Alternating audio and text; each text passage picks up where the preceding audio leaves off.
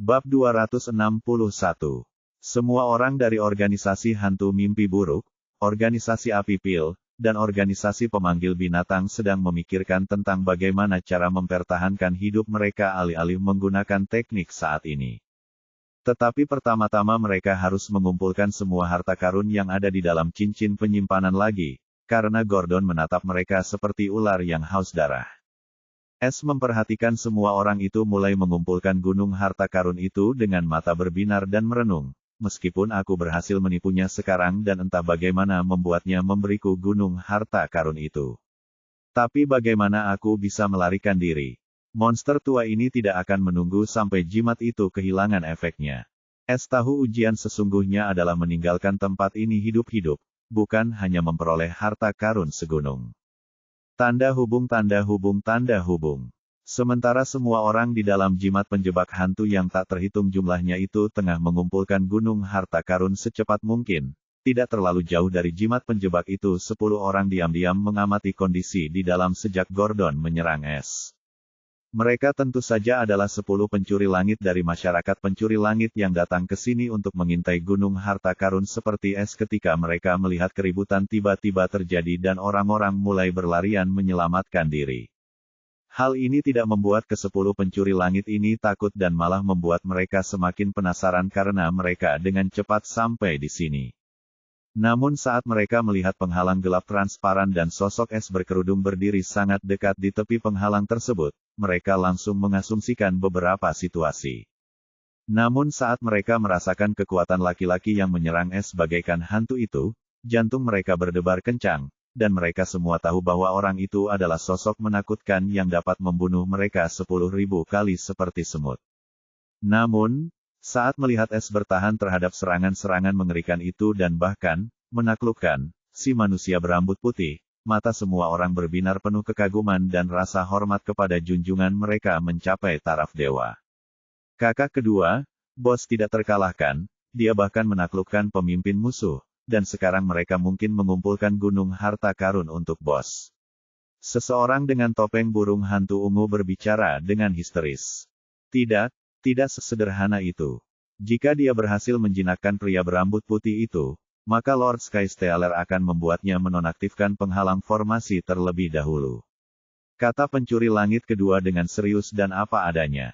Mari kita amati lebih lanjut dan jika keadaan memburuk, kita akan bertindak. Perintah pencuri langit pertama dengan tegas sambil terus melihat ke arah sosok es dengan sedikit rasa gentar dan cemas. Tanda hubung tanda hubung tanda hubung. Dalam 5 menit, seluruh gunung harta karun itu lenyap dan berubah menjadi 50 cincin penyimpanan. Setiap orang yang membawa cincin datang kepada Gordon dan dengan hormat menyerahkannya kepadanya. Namun, seseorang bertanya dengan suara gemetar saat menyerahkan cincin penyimpanan terakhir kepada Gordon, Tuan. Tuan, apakah Anda akan membunuh kami semua? Semua orang langsung berhenti dan menatap Gordon dengan mata penuh harap. Mereka semua tentu ingin tahu jawaban atas pertanyaan ini. Gordon dengan tenang mengambil cincin penyimpanan terakhir dan menatap semua orang, tidak termasuk Dulce yang sadar, totalnya ada 127 orang, kebanyakan dari mereka adalah pembunuh dari organisasi hantu mimpi buruk. Bagaimana mungkin aku bisa membunuh kalian semua yang telah bekerja untukku selama ini tanpa kenal lelah dan tanpa henti? Aku akan memberi hadiah kepada kalian semua dengan... Gordon berbicara dengan acuh tak acuh seperti orang tua yang baik hati, dan mata semua orang yang lesu langsung berbinar dengan harapan untuk meninggalkan tempat ini hidup-hidup. Beberapa dari mereka bahkan mulai merencanakan bagaimana mereka dapat menjual informasi tentang batu tulis gelap ini kepada orang lain dan mendapat untung darinya.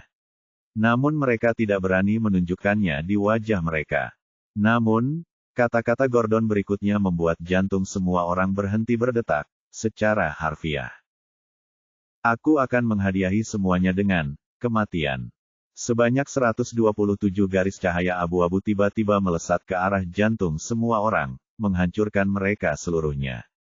Semua orang mati dengan mata terbelalak karena mereka dipenuhi ketidakpercayaan dan kebencian terhadap Gordon. S menatap mayat-mayat itu dengan tenang, dia tahu dari awal Gordon tidak akan pernah membiarkan mereka meninggalkan tempat ini hidup-hidup. terutama setelah mengetahui tentang teknik tersebut. Gordon menatap S dengan acuh tak acuh dan tersenyum penuh arti. Dia memasukkan ke-50 cincin itu ke dalam cincin es di tangannya dan melemparkannya ke arah es tanpa peduli apakah es akan menarik kembali kata-katanya karena dia jelas-jelas baru saja menunjukkan kekuatannya. Mata es terpaku pada mata Gordon, dia memperhatikan dengan seksama jika Gordon tiba-tiba bergerak dia akan segera mengeluarkan kertas hitam itu, namun Gordon hanya berdiri diam tanpa bergerak sedikitpun. Es akhirnya menangkap cincin itu dan memakainya di jarinya, dan ke-50 cincin itu memasuki ruang pencurinya pada saat berikutnya. Tepat pada saat berikutnya, suara sistem memasuki pikirannya, yang pada masanya bagaikan suara Dewi. Sama dengan. Semua 24 obligasi negara yang direklamasi adalah hasil pencurian. Misi, kesempatan menciptakan pencuri. Status, bersaing. Sama dengan. Akan tetapi, sebelum sistem dapat menyelesaikan pengumumannya, S dengan cepat mengirimkan pesan, hentikan omong kosongnya, kita punya banyak waktu di dunia ini setelah aku lolos dari monster tua ini, cepat selesaikan peningkatan sialanmu dan aktifkan toko. S telah menaruh semua harapannya pada sistem setelah rencananya untuk menipu Gordon agar memberinya gunung harta karun berhasil. Dia berencana untuk langsung meningkatkan langkah siluman dan kilatnya dengan pil-pil di toko sistem, lalu bermain petak umpet dengan Gordon sampai waktu jimat habis. Akan tetapi, yang tidak pernah ia duga adalah kata-kata sistem selanjutnya akan langsung mengirimnya ke neraka. Sama dengan. Peningkatan sistem tersedia. Biaya, 1 juta poin pencuri. Hadiah, otoritas level 1. Waktu, 23:59. Tanda hubung. Host telah mengotorisasi peningkatan sistem. Tanda hubung. 1 juta poin pencuri telah dikurangi. Poin pencuri, 1.818.400. Tanda hubung. Peningkatan telah dimulai, mohon tunggu cukup lama. Tanda hubung. Waktu, 23:59. Sama dengan. S tercengang oleh serangkaian notifikasi dan baru tersadar dari keterkejutannya ketika melihat jam terus berdetak 24 jam. S tiba-tiba merasa jantungnya berhenti berdetak, dan dia berpikir dengan lesu, dasar sistem pengkhianat, kau benar-benar mempermainkanku sampai mati. Bab 262. Peningkatan sistem tersedia. Biaya, 1 juta poin pencuri. Hadiah, otoritas level 1. Waktu, 23:59. Tanda hubung. Host telah mengotorisasi peningkatan sistem. Tanda hubung. 1 juta poin pencuri telah dikurangi. Poin pencuri, 1.818.400. Tanda hubung. Peningkatan telah dimulai, mohon tunggu cukup lama. Tanda hubung. Waktu, 23:59. Sama dengan. S hampir gila karena aksi yang baru saja dilakukan sistem itu. Sistem tidak pernah memberitahunya sebelumnya bahwa peningkatan akan memakan waktu 24 jam penuh untuk diselesaikan, dan itu juga tidak gratis. Sekarang, bukan hanya sistem telah menipu dia hingga kehilangan 1 juta poin pencuri, tetapi dia tidak mendapat apapun sebagai balasannya kecuali sebuah jam sialan yang lebih mirip dengan jam kematiannya saat ini. Ini salahku karena terlalu percaya pada sistem menyebalkan ini. Jika aku lolos hidup-hidup hari ini, aku akan memastikan kau membayarnya, sistem bajingan. S mengutuk sistem itu dalam hatinya. Namun sistem pun tidak salah dalam hal ini karena yang terutama, S tidak pernah menanyakan perihal kondisi proses upgrade ataupun peduli karena ia terlalu sibuk memikirkan cara mencuri dan menuntaskan misi yang justru menghalangi jalannya. Dan yang kedua, tidak ada yang menyangka S akan terjebak seperti ini dan menghadapi seseorang seperti Gordon secepat ini dan tanpa diduga. Sekarang semua kejadian malang ini telah mendorong S ke sudut. Jika rencananya untuk menipu Gordon berhasil dan sistemnya langsung ditingkatkan, S yakin 90% akan lolos dari jimat ini hidup-hidup. Namun, peruntungannya terlalu buruk, dan sekarang peluangnya yang 90% turun di bawah 5%. Karena cara terakhir ini terlalu beresiko, dan hanya sekedar teori saja jika S salah atau menunda sejenak saja maka ia akan dibunuh oleh Gordon yang murka. Apa yang kau tunggu? Karena aku memberimu seluruh gunung harta karun itu tanpa menahan diri. Aku juga berharap kau memenuhi janjimu tanpa melakukan tipu daya. Gordon menatap dingin ke arah S, yang hanya berdiri di sana seperti patung. Benar, karena senior telah menaruh kebenarannya padaku, bagaimana mungkin aku bisa menarik kembali kata-kataku? S tersenyum kecut, hidup atau mati akan bergantung pada ini.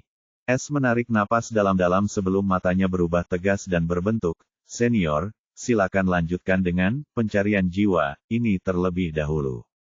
Gordon menyipitkan matanya saat dia dengan cepat menolak, tidak, aku ingin, Heavenly Blankness Wartending Technique Slate, terlebih dahulu, pencarian jiwa bisa menunggu. Aku sangat percaya padamu. Bagaimana Gordon bisa setuju dengan ini? Bagaimana jika S meninggal saat pencarian jiwa, dan dia berencana untuk membunuhnya melalui pencarian jiwa juga? Dia harus mengambil alih kepemilikan batu tulis teknik pengakhiran dunia kekosongan surgawi terlebih dahulu dan kemudian membunuh S dengan pencarian jiwa.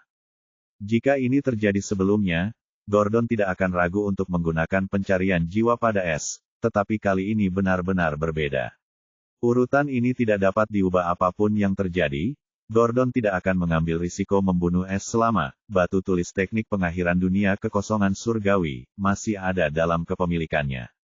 Namun, S menggelengkan kepalanya dan mencibir dengan tegas, aku tidak bisa mentransfer batu tulis teknik pengakhiran dunia kekosongan surgawi terlebih dahulu. Apapun yang terjadi, bagaimana jika kau menarik kembali kata-katamu dan tidak mencoba melakukan trik kontrak sumpah padaku? Sekalipun S tidak tahu apa pencarian jiwa ini, ia tahu ini ada hubungannya dengan ingatan di lautan pengetahuan, dan mungkin fungsinya sama dengan penyelidikan jiwanya. Sejak awal, S telah berencana untuk membiarkan Gordon menggunakan pencarian jiwa ini padanya karena dia tahu sistem itu ada di suatu tempat di dalam pikirannya, dan sistem itu tidak akan membiarkan siapapun mencari ingatannya atau menyelidiki seseorang di rumahnya dengan sembarangan. Terlebih lagi, setelah bergaul dengan sistem tersebut sekian lama, dia tahu bahwa sistem ini sangat arogan, dan mungkin ada suatu eksistensi maha tahu yang dapat bersaing ketat dengan surga itu sendiri. Jadi bagaimana mungkin eksistensi semacam ini membiarkan Gordon yang seperti semut mengganggunya? S ingin Gordon menanggung akibatnya, dan saat itu juga dia akan langsung membunuh Gordon. Ini adalah pilihan terakhirnya, dan dia masih belum tahu apakah semua dugaannya ini berhasil atau tidak, karena sistem dapat memutuskan untuk tidak bertindak sama sekali. Itulah sebabnya dia tidak ingin mengambil risiko ini, tetapi sekarang dia tidak punya pilihan selain mengambil risiko ini karena setelah bertukar pukulan dengan Gordon, dia tahu Gordon mungkin sedang bereksperimen dengannya sebelumnya, dan jika dia benar-benar ingin membunuhnya, dia tidak dapat memblokir semua serangannya. Perbedaan kultivasinya terlalu besar karena Gordon hampir setengah langkah ke alam Kisol.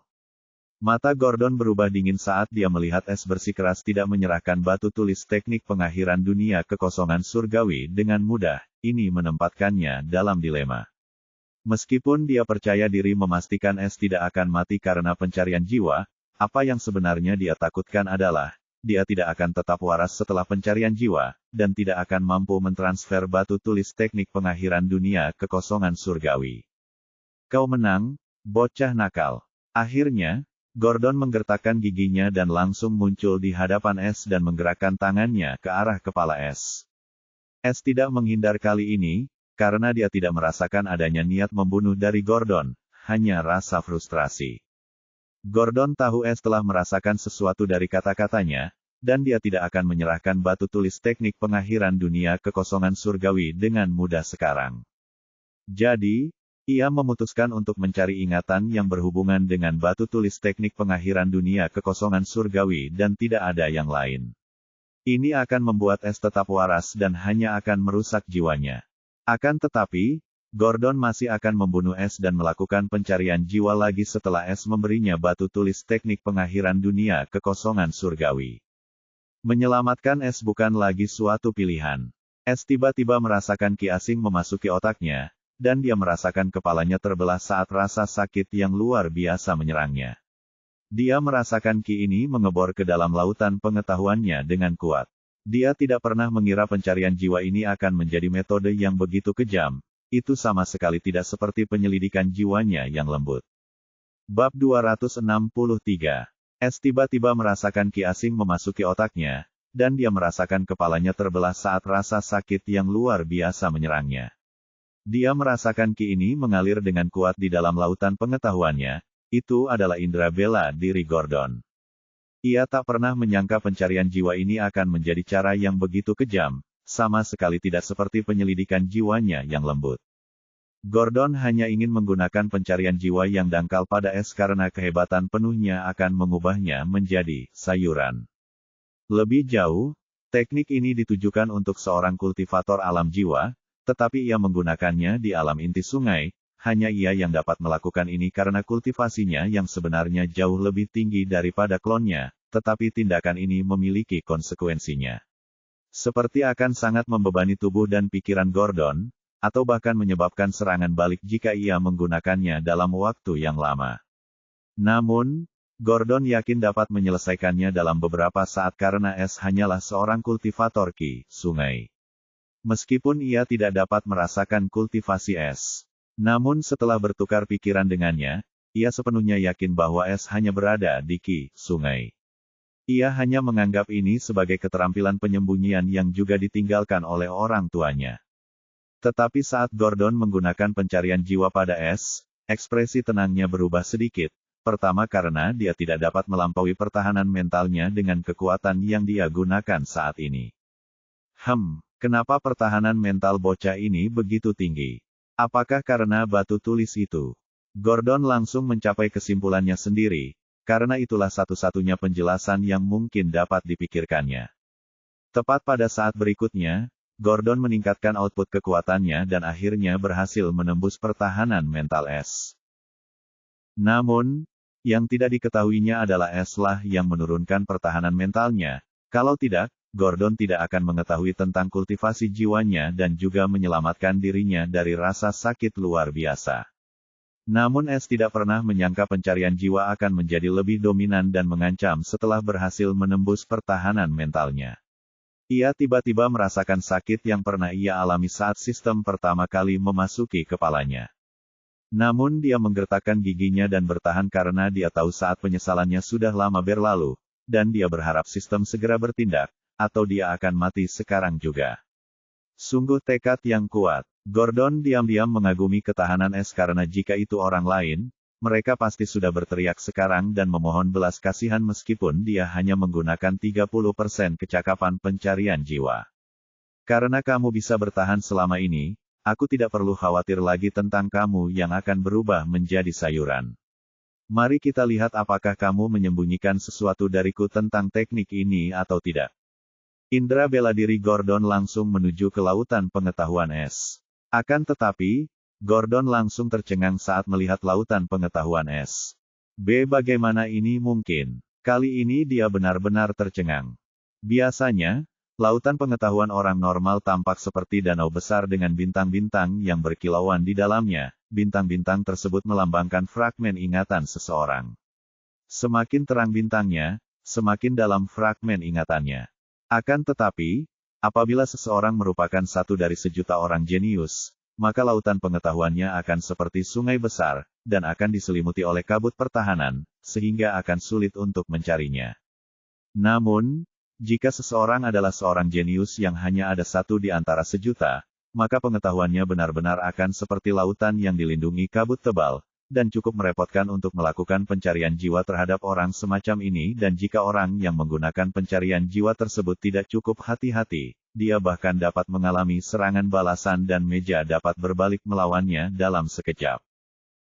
Akan tetapi, tipe jenius seperti ini sangatlah langka di Golden Skyworld dan jika ada tipe jenius seperti ini muncul di ras manapun, mereka akan melakukan apa saja untuk melindunginya, bahkan jika itu berarti berperang dengan ras lain. Tipe jenius ini memiliki kecepatan kultivasi dan kemampuan pemahaman yang sangat cepat. Mereka dapat memahami suatu teknik, seni, atau keterampilan dalam hitungan hari yang bagi orang normal akan membutuhkan waktu hampir 1 tahun. Para jenius ini adalah harapan ras mereka dan selalu dilindungi oleh pelindung yang kuat kemanapun mereka pergi, dan membunuh mereka sangatlah sulit. Namun, Gordon sangat terkejut dengan lautan pengetahuan es karena lautan itu seperti lautan tinta yang tak berujung dan tidak ada kabut atau bintang memori di dalamnya karena gelap gulita, yang ada hanyalah kegelapan. Terlebih lagi, semakin Gordon melihat, semakin ia merasa bahwa ini lebih merupakan jurang tak berujung daripada lautan pengetahuan dan jika ia berani mencoba mencarinya, ia akan selamanya tersesat di dalamnya. Tiba-tiba, Gordon merasakan hawa dingin menjalar ke tulang belakangnya dan ia merasa seolah-olah terlempar ke dalam danau es secara tiba-tiba, ia hanya merasakan seseorang yang menakutkan tengah menatapnya dari lautan hitam itu. Jika kau menatap ke dalam jurang, maka jurang itu pun menatapmu. Fase ini tiba-tiba terlintas di pikiran Gordon karena suatu alasan, dia ingin segera menarik kembali indera bela dirinya, dia punya firasat ada yang tidak beres dengan lautan pengetahuan gelap milik es, dan dia punya firasat ada sesuatu yang mengerikan bersemayam di sini. Akan tetapi, saat ia mencoba menarik kembali indera bela dirinya dari lautan pengetahuan gelap milik es, ia mendapati kenyataan bahwa ia tidak bisa, lebih jauh lagi, ia terpaku di tempatnya seperti sebuah negara. Tiba-tiba, ia merasakan sepotong angin, tetapi Gordon tahu angin tidak mungkin ada di lautan pengetahuan, dan bagaimana ia bisa merasakan sepotong angin. Saat dia merasakan hembusan angin ini, kesadaran bela dirinya lenyap begitu saja. Lautan pengetahuan es kembali ke keadaan tenang setelah indera bela diri Gordon hancur berkeping-keping oleh hembusan angin tak dikenal. Es tidak tahu apa yang terjadi di dalam lautan pengetahuannya. Dia juga tidak bisa menatapnya sampai dia mencapai alam yang sangat tinggi. Namun, karena beberapa alasan, wajah Gordon yang tenang dan kemerahan berubah menjadi kosong dan pucat karena jiwanya tiba-tiba bergetar. Rasa sakit dari pencarian jiwa itu langsung lenyap juga, dan mata es menyala seperti obor karena kegembiraan, dan dia tahu rencananya berhasil. Bab 264. Es tidak tahu apa yang terjadi di dalam lautan pengetahuannya. Dia juga tidak bisa menatapnya sampai dia mencapai alam yang sangat tinggi. Namun, entah mengapa, wajah Gordon yang tadinya tenang dan kemerahan berubah menjadi pucat pasi karena jiwanya tiba-tiba bergetar seolah-olah baru saja menerima serangan jiwa yang dahsyat. Tangannya yang berada di kepala es juga bergetar, dan sesaat kemudian dia memuntahkan banyak darah. Saat es menyadari keanehan pada perilaku Gordon, rasa sakit dari pencarian jiwa Gordon juga langsung sirna, dan mata es menyala seperti obor karena kegembiraan, dan dia tahu rencananya telah berhasil. Dia tidak membuang waktu sedikit pun saat dia mengacungkan pedang panjang berwarna gelapnya dengan kilat keputusasaan dan dengan cepat mengejar leher Gordon. Gordon dalam keadaan syok setelah angin kencang yang mengerikan itu menghancurkan indera bela dirinya dengan kejam, dan dia juga merasakan kematian yang mendekat. Dia akhirnya mengerti bahwa es memang menginginkan ini sejak awal, dan es membodohinya untuk mencari jati dirinya. Segalanya menjadi sejelas itu pada saat ini. Dia tahu es telah menggunakan kesempatan ini untuk menghabisinya di saat terlemahnya dan saat ini, dia bahkan tidak bisa bergerak dari tempatnya atau menangkis serangan ki apapun. Serangan yang dapat melukai indera bela diri sangat jarang, tetapi serangan semacam ini bisa sangat mematikan dan Gordon pasti mengetahuinya. Aku harus melindungi klon kultivasi ini dengan segala cara atau fondasi kultivasiku akan hancur kali ini dan aku tidak akan hidup lebih lama tanpa kultivasi dan umur panjang yang menyertainya. Tetapi jika aku menggunakan kartu truf itu, bocah ini akan terbunuh dan papan teknik itu mungkin akan lenyap bersamanya. Apakah India negara paling berbahaya bagi wanita? Wawasan CNA. Lautan pengetahuan gelap itu mungkin juga merupakan hasil dari batu tulis gelap dan bocah ini berhasil menyembunyikannya dariku sebelumnya, sehingga ia bisa memikatku ke lautan pengetahuannya dan menggunakan fungsi khusus dari batu tulis teknik gelap itu dan memanfaatkannya setelahnya. Teknik itu mungkin lebih menantang surga daripada yang diungkapkan bocah ini sebelumnya. Dia mungkin juga sudah mengolah teknik itu, dan bagian tentang mengolahnya dalam manifestasi jiwa Ki lebih mungkin menjadi lelucon untuk membodohiku. Aku benar-benar dibutakan oleh keserakahan dan mungkin mengabaikan hal ini serta meremehkan bocah nakal ini. Tidak, aku meremehkan keajaiban teknik pengakhiran dunia kekosongan surgawi dan bermain sesuai keinginan bocah nakal ini. Tetapi aku harus melindungi hidupku, atau semua harta di dunia ini tidak akan berarti bagiku. Bagaimana jika dia juga berbohong tentang menghancurkan batu tulis teknik pengakhiran dunia kekosongan surgawi bersamaku? Aku tak percaya teknik seperti ini bisa dihancurkan oleh keberadaan yang menyedihkan seperti bocah nakal ini, dan bahkan jika itu bisa dihancurkan, aku tidak peduli lagi karena aku tidak akan berada di dunia ini untuk mengolahnya. Pada saat itu, Gordon bertekad untuk menyelamatkan dirinya sendiri. Lagi pula, hidupnya lebih penting daripada batu tulis teknik pengakhiran dunia kekosongan surgawi. Padahal teknik kultivasi Gordon punya banyak kelebihan, seperti dapat membantunya berkultivasi jauh lebih cepat dibanding rekan-rekannya, dan selama ia mematangkan klon kultivasi dan menyerapnya, ia tidak akan menemui hambatan apapun dalam kultivasinya. Namun teknik ini juga memiliki banyak kekurangan, misalnya jika dia kehilangan 2 klon dalam siklus 10 tahun, fondasinya akan langsung hancur, dan dia akan menjadi cacat. Anak-anak terlalu mahal. Bagaimana Thailand menjadi salah satu negara dengan tingkat penuaan tercepat di dunia wawasan CNA? Meskipun dia mampu membangun kembali fondasinya, dia sudah berusia lebih dari 1000 tahun, itu sudah setengah dari umur seorang kultivator alam manifestasi jiwa. Saat kultivasi Gordon lenyap, umur panjangnya pun ikut lenyap, dan dia akan berubah menjadi mayat kering dalam beberapa jam. Itu sebabnya Gordon tidak pernah membuat satu klon pun sebelumnya, tetapi karena ia telah mencapai setengah dari masa hidupnya dan ia sudah terlalu jauh dari alam berikutnya, maka ia menciptakan 2 benih klon dan mengirimkannya ke tempatnya yang cukup aman. Namun, Gordon tidak pernah membayangkan bahwa seseorang seperti S akan muncul dan membunuh salah satu dari 2 klonnya di tempat terkutuk ini. Itu sebabnya dia bergegas turun ke klon terakhir ini untuk mengambilnya kembali dan menyerapnya dengan cepat. Dia tidak mau mengambil risiko klon itu dihancurkan dalam siklus 10 tahun. Namun keserakahannya akan rahasia S membuatnya bertahan, dan kini ia kembali diperbudak S dan hampir kehilangan nyawa kloningannya yang kedua, yang mana itu sama saja dengan kehilangan nyawanya yang sebenarnya. Gordon tidak pernah menyangka jimat pelindung yang dia buat untuk para bawahan Kaisar Gordon di tanah tingkat tinggi akan terbuang sia-sia pada bocah alam, Sungai Ki. Dia menyimpan jimat ini untuk jalan kuno, yang mengarah kembali ke tanah kerajaan, tetapi sekarang S telah mendorongnya ke ambang kematian, dan dia lebih peduli dengan hidupnya daripada harta yang tidak akan dapat dia gunakan setelah kematiannya yang tragis. Nak, salahkan dirimu sendiri karena telah mendatangkan kematian. Suara lemah Gordon yang penuh dengan kebencian dan kegilaan memasuki telinga S yang hendak memenggal kepala Gordon dengan pedang panjangnya. Dia hanya berjarak 1 cm sebelum petir gelap itu menyentuh leher Gordon. Jantung S tiba-tiba berdebar kencang saat indera jiwanya berdering dalam alarm yang menakutkan. Dia tahu ada sesuatu yang salah dan Gordon menyimpan sesuatu yang mengerikan. Akan tetapi, sudah terlambat karena pedang panjang S telah tersangkut sehelai rambut dari leher Gordon dan S mendapati dirinya berada di bawah suatu kekuatan pembatasan yang kuat. S, yang kebingungan, tiba-tiba matanya tertuju pada sebuah kubus hitam yang secara misterius muncul di tangan Gordon. Sebuah simbol di atasnya berkilauan saat itu, dan S tahu perkembangan mendadak ini persis karena kubus gelap ini. Mati. Suara Gordon saat ini seperti suara malaikat maut di telinga S. S tiba-tiba diselimuti oleh cahaya gelap, dan dia bahkan tidak tahu apa yang telah terjadi, tetapi dia merasakan kesadarannya mulai memudar secara misterius saat dia merasakan dingin yang teramat sangat merayapi tubuhnya, dia berada di ambang kematian. Bab 265. Pada saat itu, saat kesadaran S mulai turun ke dalam kegelapan, S melihat seluruh hidupnya berkelebat di matanya.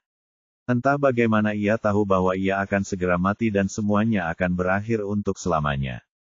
Satu-satunya penyesalanku adalah aku tidak akan bisa melihat adik kecilku, Alina, lagi, dan aku bahkan membuat Eva terbunuh bersamaku. Jika ada kehidupan setelah kematian, kuharap Eva menemukan seseorang yang lebih baik dariku, yang bisa memberinya kebahagiaan dan kegembiraan yang pantas ia dapatkan. Adapun kamu, sistem yang menyebalkan, meskipun menyebalkan menjadi tuan rumahmu, tetapi harus kuakui tanpamu, aku tidak akan menjadi diriku sendiri dan mungkin akan menjalani kehidupan yang menyedihkan dan tak berarti di daerah kumuh tanpa bisa merasakan dunia yang luar biasa dan penuh misteri ini. Aku tidak akan menyalahkanmu atau merasa kesal padamu atas kematianku, akulah yang terlalu ceroboh. Aku tidak pernah berpikir akan mengatakannya, tetapi, aku menikmati menjadi pencuri, dan aku sangat berterima kasih padamu karena telah memberiku kesempatan ini. Begitu pula, aku berharap kau bisa menemukan tuan rumah yang layak yang bisa menjadi pencuri yang lebih baik daripada aku sebelumnya. Namun, jika ada kesempatan tolong selamatkan Eva, aku tahu kau bisa menganggapnya sebagai permintaanku yang terakhir. Akan tetapi, tepat pada saat S hendak menghembuskan nafas terakhirnya, suara sistemnya berdering dan kali ini suara lain yang main-main terdengar seperti sedang menertawakan pengakuan S. Tetapi, S hampir tidak memiliki hati nurani saat ini atau mungkin akan tersipu dan mengutuk sistem karena mengolok-olok emosi tulusnya. Jangan khawatir, tuan rumah tidak bisa mati saat ini, sampai item itu masih berlaku. Serangkaian notifikasi bergema di benak S, bagaikan dering bel dalam suara dingin sistem yang biasa. Sama dengan. Peringatan, sistem mendeteksi adanya bahaya yang dapat mengakhiri hidup inangnya. Protokol penyelamatan nyawa, terdeteksi. Tanda hubung. Koin kehidupan teleportasi acak, 1. Status, tersedia. Aktivasi, diaktifkan secara otomatis. Tanda hubung. Peringatan, sistem telah mengaktifkan koin teleportasi acak. Tuan rumah akan diteleportasi secara acak, harap bersiap. Sama dengan. Tepat di saat berikutnya, sosok S yang diselimuti oleh cahaya gelap simbol kubus misterius itu lenyap begitu saja dalam sekejap mata tanpa ada jejak yang tersisa. S tidak pernah menyangka kalau dirinya akan diselamatkan oleh koin kehidupan teleportasi acak yang pernah dibelinya secara tiba-tiba, dan dia selalu mengeluhkan hal itu dan menyebutnya sebagai penipuan sistem karena dia sendiri tidak bisa menggunakannya. Sekarang setelah S tiada, kehidupan gelap itu tiba-tiba kehilangan sasarannya, dan juga memudar. Gordon dengan lemah menatap cahaya gelap yang memudar itu dengan rasa kasihan. Dia tahu S mungkin telah mati oleh Soul Killer Light Talisman, yang merupakan jimat serangan jiwa tingkat 3. Dia ingin menyimpannya untuk perjalanannya kembali, dan dia tahu jimat ini tidak dapat dibuat lagi karena dia sudah beruntung sebelumnya karena menemukan semua bahan di perbendaharaan Kekaisaran Pedang Merah. Namun dia terpaksa menggunakannya pada S, dan dia hanya bisa menyalahkan dirinya sendiri karena terlalu serakah dan sangat meremehkan S. Saya harap papan teknik masih dapat diambil dari mayatnya. Gordon menduga mayat dingin S akan jatuh saat cahaya itu menghilang, tetapi ekspresinya tiba-tiba berubah karena tidak ada mayat atau bahkan debu es saat cahaya gelap itu memudar. Bagaimana mungkin? Gumam Gordon dengan tidak percaya dan bingung. Dia tentu tahu efek jimat ini dan jimat itu sama sekali tidak dapat melenyapkan mayat korban karena itu adalah jimat serangan jiwa, bukan serangan bela diri. Apakah bocah itu menghancurkan papan teknik dan berubah menjadi debu bersamanya? Semakin Gordon berpikir, semakin ia merasa bahwa itu adalah satu-satunya kemungkinan, dan ia merasa sangat tertekan karenanya. Ia bahkan tidak pernah mempertimbangkan S akan lolos dari jimat cahaya pembunuh jiwa, atau ia tidak dapat lolos dari jimat penjebak hantu yang masih aktif. Di matanya, S telah mati dan hilang selamanya bersama batu tulis teknik pengakhir dunia kekosongan surgawi. Sungguh sayang, aku tidak memperoleh apa-apa dan hampir kehilangan nyawaku, desah. Gordon mendesah lemah saat matanya dipenuhi dengan keluhan dan amarah. Aku harus meninggalkan tempat terkutuk ini secepatnya setelah aku kembali ke kondisi primaku. Gordon berada dalam kondisi yang sangat lemah dan kultivasinya bahkan anjlok ke kondisi sungai sepenuhnya akibat serangan balik yang diterimanya setelah kekuatan misterius itu menghancurkan indera bela dirinya. Ia butuh waktu bertahun-tahun untuk memulihkan kultivasi klon ini, dan ia tidak berencana untuk kembali ke tanah kerajaan lagi, tidak dalam kondisi seperti ini. Ia akan bersembunyi di suatu tempat terpencil sampai siklus 10 tahunnya berakhir, dan ancaman kematian yang mengintainya pun akan berlalu. Namun, ekspresi Gordon tiba-tiba berubah ketika dia merasakan orang-orang mendekat dengan kecepatan yang sangat cepat. Dia tahu dia aman selama tidak ada seorang pun di inti Sungai Qi yang muncul, atau dia dikepung oleh beberapa pembudidaya Sungai Qi Puncak. Dia telah membunuh semua kultivator Sungai Qi Puncak dari 3 raksasa dan bahkan Raja Emas juga telah mati, jadi dia yakin bisa melarikan diri dari tempat ini sampai seseorang dari sekte ini muncul. Adapun orang-orang ini, yang terkuat dari mereka semua adalah sumber Sungai Qi, dan dia tidak terlalu khawatir tentang hal itu. Jimat penjebak hantu yang tak terhitung jumlahnya itu masih utuh selama sekitar 40 menit, dan itu sudah cukup baginya untuk bergerak lagi. 10 sosok berpakaian hitam dengan topeng burung hantu yang berbeda muncul. Mereka adalah 10 pencuri langit dari masyarakat pencuri langit. Ke-10 orang ini tentu saja menyaksikan semuanya sampai cahaya gelap menyelimuti es, lalu ia menghilang secara misterius. Pencuri langit pertama adalah orang yang menyerbu ke sini, dan 9 orang lainnya tidak punya pilihan selain mengikutinya. Sejujurnya, mereka semua ingin melarikan diri setelah menyaksikan pertarungan sengit antara Es dan Gordon, dan setelah Es menghilang dalam cahaya gelap itu mereka dapat menebak bahwa Es telah melarikan diri atau dia sudah binasa. Peluang yang terakhir itu jauh lebih tinggi, tetapi tidak ada seorang pun yang berani mengungkapkannya dengan lantang karena mereka tahu pencuri pertama kemungkinan besar akan memukuli mereka sampai mati.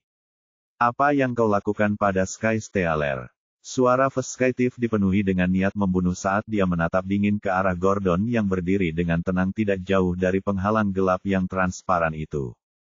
Walaupun Gordon tidak dapat mendengar suaranya, dia masih dapat membaca gerak bibir dengan jelas dan ekspresi tabahnya berubah menjadi senyum sinis ketika melihat orang ini bertanya tentang Es. Bibir Gordon terangkat membentuk senyum mengejek saat dia menahan amarahnya saat memikirkan tentang bagaimana Es telah merampas batu tulis teknik pengakhir dunia kekosongan surgawi darinya. Dia hanya mengucapkan 3 kata dengan niat membunuh yang kuat, dia sudah mati. Bab 266.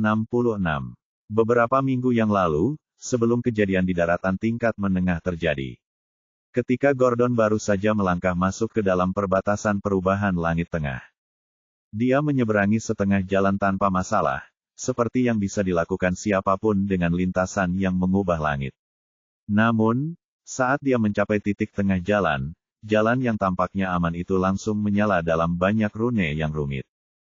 Saat berikutnya setelah itu, aura dingin mematikan melonjak dari rune yang bersinar itu, seolah-olah rune itu akan melahap Gordon bulat-bulat. Kejadian yang tiba-tiba ini akan membuat siapapun ketakutan setengah mati, dan mereka akan melakukan apa saja untuk lolos dari bencana tersebut. Tetapi Gordon berdiri di sana dengan acuh tak acuh sambil tersenyum dingin sambil diam-diam memperhatikan rune-rune itu berubah seolah-olah dia sedang menonton pertunjukan badut. Tiba-tiba simbol-simbol rune itu berubah menjadi ribuan garis cahaya yang mendukung kehebatan luar biasa dan momentum yang dahsyat. Garis-garis itu jatuh pada Gordon seperti hujan lebat. Akan tetapi, Gordon tidak menunjukkan rasa takut ataupun berubah sedikit pun ekspresi arogannya. Ia hanya membalikkan tangannya dan sebuah kubus hitam seukuran telapak tangan muncul dengan simbol rune emas di keempat sisinya. Hujan ringan sudah turun ke Gordon, menutupinya seluruhnya dengan cahaya putih yang menyilaukan. Jika itu orang lain, ini pasti akhir bagi mereka. Namun, sesuatu yang ajaib terjadi tepat pada saat garis-garis cahaya itu menyentuh Gordon. Mereka hancur berkeping-keping menjadi serpihan cahaya kecil tanpa meninggalkan goresan sedikit pun padanya. Selain itu, kubus hitam misterius di tangannya bersinar dalam kilau kemasan. Akan tetapi, saat seberkas cahaya terakhir berubah menjadi sebagian cahaya, kubus hitam itu kembali ke keadaan tidak aktif seolah-olah tidak terjadi apa-apa. Jimat pelindung, siapakah kamu? Sebuah suara kuno yang dalam bergema seperti gemuruh guntur. Mata Gordon yang tenang tiba-tiba mengerut setelah mendengar suara kuno itu dan bertanya balik dengan sedikit cemberut, siapa kamu? Dari ingatan Gordon, dia tahu formasi ini entah bagaimana menjadi tak terkendali setelah ada orang bodoh yang mencoba mengendalikannya, tetapi dia tidak pernah membayangkan ada kesadaran yang tinggal di dalam formasi ini, apalagi kesadaran ini mengetahui sifat kubus di tangannya. Karena dia secara khusus menciptakan jimat pelindung langit yang dapat menghadapi formasi pengubah langit ini dan hanya berguna di sini. Namun, hanya beberapa petinggi manusia seperti dia yang tahu tentang jimat pelindung langit khusus ini. Yang lebih menarik baginya, bagaimana orang ini bisa tahu tentang jimat sedangkan pembuatan jimat tidak diajarkan sama sekali di tempat ini. Kau seorang keluarga kerajaan, kan? Suara kuno itu kembali terdengar, tanpa ada niatan untuk menjawab pertanyaan Gordon. Orang-orang dari negeri kerajaan dikenal sebagai bangsawan atau orang-orang kuno oleh tanah-tanah tingkat rendah. Dan siapakah kau? Gordon mengulang pertanyaannya lagi sambil diam-diam mengakui bahwa dia berasal dari tanah kerajaan. Apakah itu penting? Suara kuno itu tetap tidak berubah, masih menolak untuk menjawab. Katakan padaku, apakah Humane Sage Lineage masih ada? Gordon mengerutkan kening dalam-dalam saat mendengar pertanyaan ini dan matanya bersinar dengan ketidakpastian saat dia berpikir, bagaimana pemilik suara ini tahu tentang Humane Sage juga, apakah dia seseorang dari keluarga utama salah satu sekte Azure Mainland? Banyak pertanyaan muncul dalam hati Gordon, tetapi ia merasa hal itu terlalu sulit dipercaya, sebab seseorang dari garis keturunan bijak tidak mungkin terjebak di sini seperti ini. Ia berpikir sejenak lalu menjawab sambil menyelidiki, orang bijak kemanusiaan mana yang kau maksud? Ada 5 orang, dan bagaimana kau bisa berakhir seperti ini? 5. Suara kuno itu terdengar terkejut dan tak percaya. Siapa kau? Suara Gordon berubah dingin karena dia mengira suara ini sedang mempermainkannya. Akan tetapi kali ini tidak ada jawaban dan formasi itu tidak bertingkah aneh lagi, diam membisu memenuhi area itu. Gordon menunggu cukup lama sebelum kesabarannya mencapai batasnya dan mendengus dingin, hanya roh pendendam, kurasa. Tanpa basa-basi lagi, dia melanjutkan langkahnya, berpura-pura tidak peduli, tetapi dia masih memikirkan identitas suara itu. Dia tahu ada sesuatu yang terjadi di sini yang tidak dia pahami, dan formasi itu mungkin tidak seganas yang terlihat. Namun dia belum pernah mendengar fenomena semacam ini sebelumnya. Aku harus menyelidiki masalah ini dan membicarakannya dengan lelaki tua itu karena dia memiliki garis keturunan orang bijak dan formasi ini juga dibuat oleh orang bijak yang manusiawi. Dia mungkin tertarik dan mengetahui sesuatu.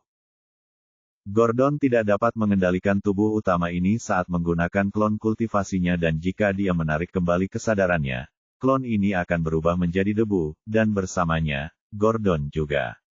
Itu sebabnya dia juga tidak berani melangkah ke formasi nyata dan tetap berada di jalan kehidupan, dia tidak akan mengambil risiko berlebihan dengan klon ini. Di inti formasi perubahan langit, seorang pria kurus telanjang tengah duduk bersila tepat di atas inti formasi rahasia, sebuah suara kuno terdengar meratap, dari inti formasi ini. Jadi, pengkhianat itu bahkan mengubah sejarah dan menciptakan 5 Humane Sages sambil menghilangkan leluhur dari sejarah. Aku seharusnya sudah menduga ini, karena mereka tidak bisa mendapatkan warisan leluhur melalui aku, mereka akan menyembunyikannya dari orang lain dan menunggu waktu untuk mencoba membukanya. Tetapi orang-orang bodoh itu tidak tahu bahwa formasi itu tidak dapat dibuka oleh orang-orang seperti mereka, bahkan aku tidak dapat memecahkannya saat itu.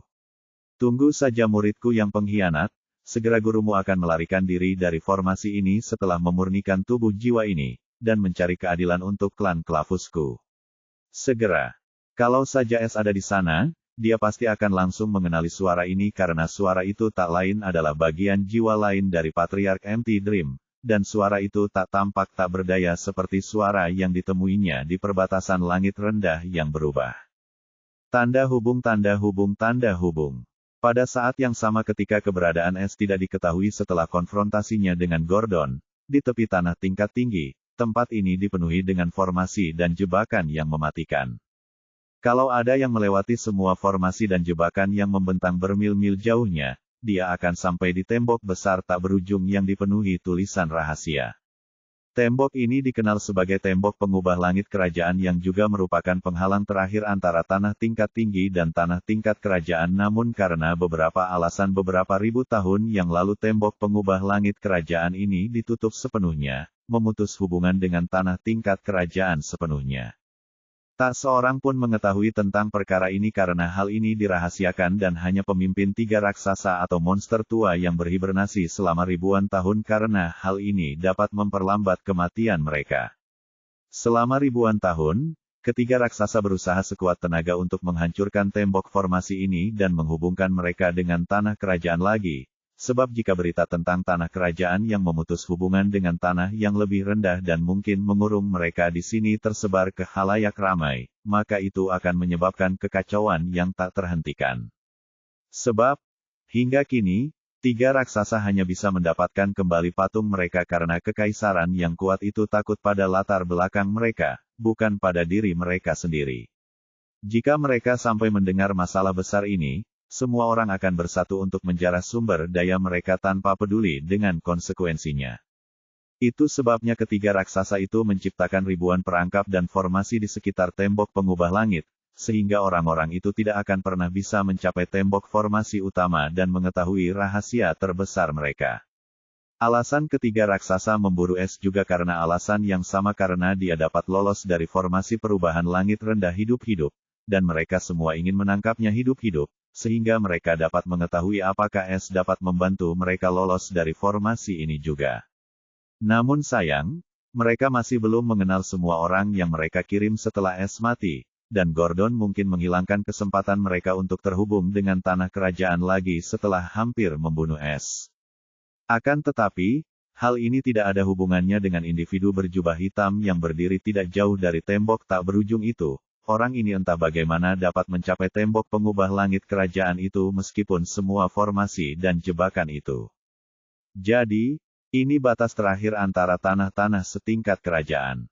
Sebuah suara merdu berseru kagum. Sungguh pemborosan sumber daya untuk menciptakan semua formasi ini dan kemudian tembok itu hanya untuk beberapa rencana atau motif pribadi. Perilaku manusia yang biasa. Sebuah suara tua mencibir dengan jijik dari benak orang ini. Senior, di mana jalan kuno yang kamu ceritakan itu, dan apakah kamu benar-benar yakin kita harus pergi tanpa mengambil kembali peta yang dicuri oleh bajingan itu? Suara indah itu bertanya dengan ragu. Biarkan pencuri itu menyimpannya untuk kita dan begitu kau mengambil semua warisanku dari benua binatang buas, kau selalu bisa mengambilnya kembali dan membalas dendam pada bocah pencuri itu. Selain itu, bocah itu adalah korban yang sempurna dan dengan peta itu, kita dapat dengan mudah menemukannya saat waktunya tiba. Begitu pula, tidak ada gunanya di tangan manusia manapun karena kau tahu lokasi itu ada di benua. Suara tua itu mendengus dingin. Memang salahku karena tidak tahu apa-apa. Aku pasti akan memenuhi harapanmu dan membalas dendam pada bajingan itu dan membayarnya kembali atas tanda yang diberikannya padaku. Suara indah itu dipenuhi dengan kebencian saat dia melihat jari manisnya yang ramping dan bersalju dan di sana ada tato burung hantu yang mengesankan. Jangan khawatir, begitu kau membunuh bocah itu, tanda ini pasti akan hilang. Sekarang, ikuti perintahku dengan saksama. Jika kau salah melangkah setengah langkah saja, kau akan mati. Suara tua itu memperingatkan dengan serius. Sosok berjubah itu lenyap di kedalaman tembok pengubah langit kerajaan. Akhir volume 2. Kesempatan membuat pencuri. Catatan penulis. Volume lainnya telah selesai dan lengkap. Saya tahu tulisan saya tidak sempurna dan saya selalu membuat kesalahan. Namun, kalian tidak pernah banyak mengeluh dan hal ini mendorong saya untuk meningkatkan kualitas tulisan saya sehingga kalian bisa mendapatkan pengalaman membaca yang lebih baik. Saya berterima kasih atas dukungan dan cinta semua orang, saya sungguh menghargainya. Nantikan terus, sampai jumpa di volume ketiga. Tiff ditakdirkan untuk menjadi hebat. Tagar Wahi, bab 267. Es tidak tahu apa yang terjadi, tetapi ketika kesadarannya hampir mencapai ambang kelelahan, tiba-tiba ia merasakan kekuatan hangat yang aneh memasuki anggota tubuhnya yang dingin. Tiba-tiba, setelah itu, ia merasa berada di tengah pusaran. Apa yang terjadi? Apakah ini jalan menuju neraka? Pikir Es saat ia akhirnya mendapatkan kembali keseimbangannya. Namun ia masih tidak bisa membuka matanya, dan ia hanya bisa merasakan sekelilingnya. Lebih jauh lagi, S masih berasumsi bahwa dia sudah mati, dan dia tidak tahu tentang pengaktifan koin kehidupan. Ledakan. S mengerang kesakitan saat tubuhnya tiba-tiba mendarat di permukaan yang berbatu. Mengapa aku bisa merasakan sakit bahkan setelah mati? S tahu ada yang tidak beres saat ia mencoba membuka matanya.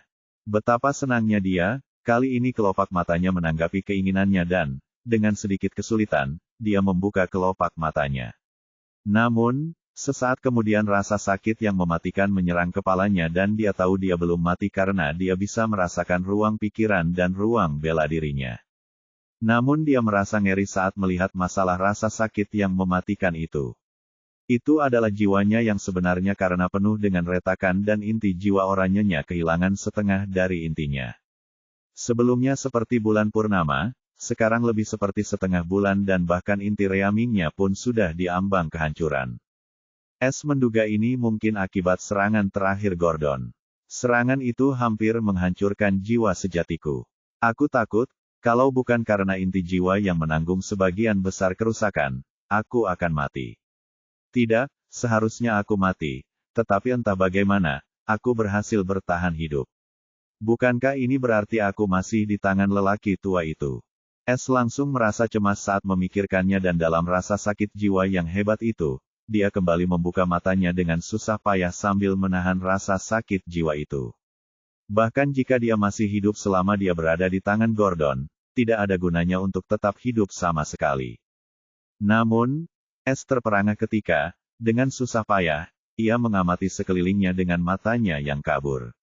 Ia melihat segerombolan manusia yang sangat tinggi mengelilinginya, dan mereka mengoceh sesuatu yang tidak dapat ia pahami karena telinganya berdenging karena rasa sakit.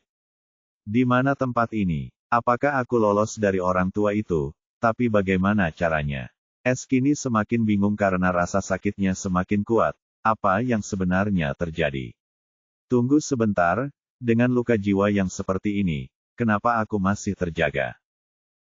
S akhirnya menyadari hal ini dan sesaat kemudian dia mendengar suara sistem, yang menghilangkan sebagian kebingungannya. Sama dengan. Koin kehidupan teleportasi acak telah digunakan. Host telah diteleportasi ke lokasi acak. Tanda hubung. Efek penyembuhan sementara cooldown, 499/59, 58. Peringatan, jiwa Inang telah rusak parah dan efek penyembuhan dari koin teleportasi acak tidak dapat sepenuhnya menyembuhkan jiwa sejati Inang. Inang memiliki waktu 500 jam untuk menyembuhkan jiwa sejati, atau efek sementara koin kehidupan untuk menyatukan jiwa sejati akan habis. Ini akan menyebabkan kematian sejati Inang. Harap jangan menggunakan keterampilan jiwa apapun sebelum menyembuhkan inti jiwa sepenuhnya, atau efek sementara akan sangat melemah. Sama dengan. S akhirnya mengerti apa yang terjadi dan bagaimana ia bisa selamat dari serangan jiwa yang mematikan itu. Rasa sakit jiwanya juga berkurang ke tingkat yang dapat ditoleransi setelah pemberitahuan ini. Jadi koin kehidupan itu bukan penipuan, tapi kondisiku benar-benar gawat, dan aku hanya punya waktu kurang dari 21 hari untuk setidaknya menyembuhkan inti jiwaku, atau aku akan benar-benar mati kali ini, dan berdasarkan nada sistem, koin kehidupan itu tidak akan menyelamatkanku lagi. Tetapi koin kehidupan itu benar-benar harta yang menyelamatkan nyawa, dan aku senang aku membelinya saat itu. Aku harus membeli 2 koin itu setelah toko dibuka lagi. Tetapi pertama-tama aku harus menemukan harta yang dapat memberiku poin jiwa. Ini adalah satu-satunya cara agar aku dapat menyembuhkan inti jiwaku dengan cepat. S merenung. Ia tahu ia hanya memiliki cara ini untuk menyembuhkan jiwanya dengan cepat karena harta yang berhubungan dengan jiwa biasanya tidak akan bekerja padanya. Tapi di mana aku bisa menemukan harta karun jiwa itu? Harta karun itu sangat langka, dan aku masih harus berurusan dengan lelaki tua itu. Dia mungkin akan mengejarku jika dia tahu aku masih hidup. Tapi yang terpenting, aku harus mencari tahu ke kerajaan mana aku diteleportasi karena koin kehidupan ini hanya bisa memindahkanku ke lokasi acak. S masih tidak lupa bahwa dia sedang berada di tengah jalan, masih mengenakan tudung pencuri dan pedangnya masih di tangannya. Sekarang setelah rasa sakit jiwanya dapat ditahan, dia segera menyimpan kedua pedang itu di ruang pencurinya terlebih dahulu, dan matanya juga menjadi jernih. Dia akhirnya dapat melihat dengan saksama orang-orang di sekitarnya. Namun, mata Es menyipit karena terkejut saat melihat orang-orang di sekitarnya. Ia merasa sedang bermimpi atau berhalusinasi karena jiwanya yang terluka. Ia menutup matanya dan mengalirkan ki kegelapan surgawinya lalu membuka matanya lagi, tetapi pemandangan di depannya tidak berubah sama sekali. Di depannya ada segerombolan orang, tinggi mereka benar-benar tidak normal karena yang terpendek di antara mereka hanya 1,9 meter sementara yang tertinggi di antara mereka mungkin mencapai hampir 3 meter. Namun yang paling membuat Es ngeri adalah warna kulit orang-orang tinggi, ini seluruhnya biru. Lebih jauh lagi, mereka semua memiliki dua tanduk sapi yang berbeda ukuran di dahi mereka, sedangkan mata mereka seluruhnya biru muda, dan mereka tidak memiliki pupil. Jantung Es berdebar kencang, melihat semua pasang bola mata biru itu menatapnya dengan rasa ingin tahu seolah-olah dia adalah seekor monyet langka.